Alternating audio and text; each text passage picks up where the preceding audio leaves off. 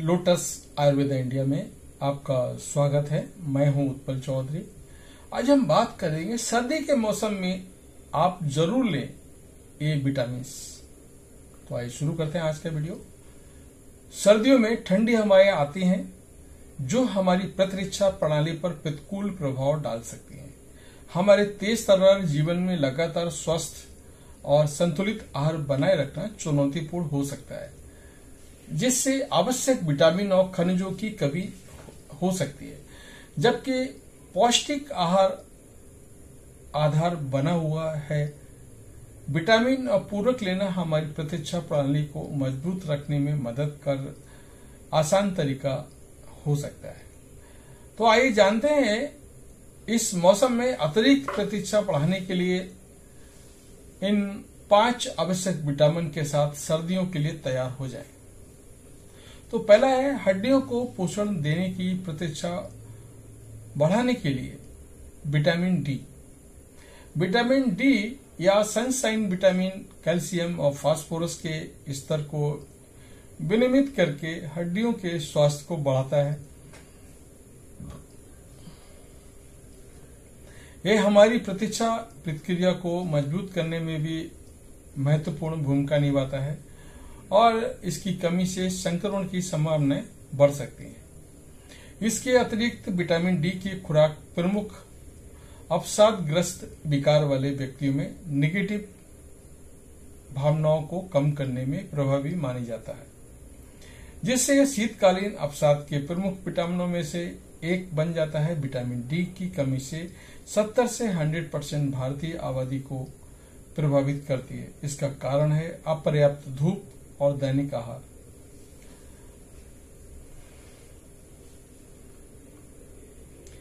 दूसरा है vitamin C के साथ शीतकालीन कल्याण। विटामिन सी और स्कॉर्बिक एसिड एक पानी में घुलनशील एंटीऑक्सीडेंट है जो अपनी प्रतिरक्षा बढ़ाने की क्षमता और एंटीवायरल गुणों के लिए जाना जाता है।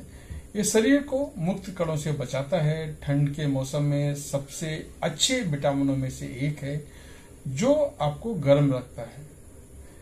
चूंकि शरीर स्वाभाविक रूप से विटामिन सी का उत्पादन नहीं करता है, इसलिए ब्रोकली, खट्टे फल, शकरकंद, स्ट्रॉबेरी जैसे खाद्य पदार्थों का एक पूरक आहार के माध्यम से इसे अपने आहार में शामिल करना महत्वपूर्ण है। Vitamin B. Vitamin B complex B1 से B12 तक सर्दियों की खुराक का आवश्यक समूह है।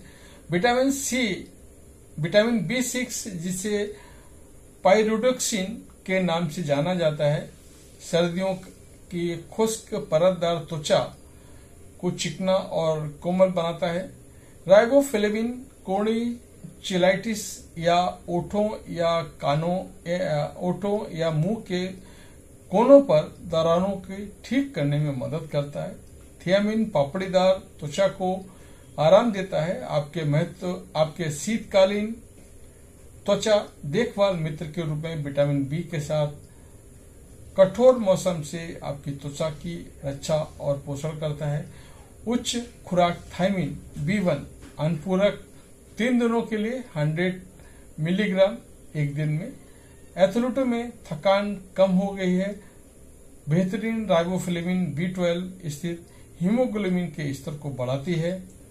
बी विटामिन जैसे B1, B2 तनाव से लड़ते हैं, जबकि महसूस कराने वाले न्यूरोट्रांसमीटर बनाते हैं और मूड और स्वास्थ्य की तंत्रिका को प्रभावित करते हैं। प्रतिरक्षा समर्थन के लिए जिंक प्रतिरक्षा प्रणाली के लिए महत्वपूर्ण है और इसकी कमी से संक्रमण का खतरा बढ़ जाता है। सर्दियों के दौरान लक्षणों के पहले संकेत और जिंक सप्लीमेंट से सर्दी की अवधि 1 दिन से कम हो सकती है। प्रतिरक्षा प्रणाली का समर्थन करने के बाद जिंक शरीर की मुक्त कणों में होने वाले नुकसान से बचाता है। एक कैप्सूल, टैबलेट, लॉजेंज सहित विभिन्न रूपों में उपलब्ध है।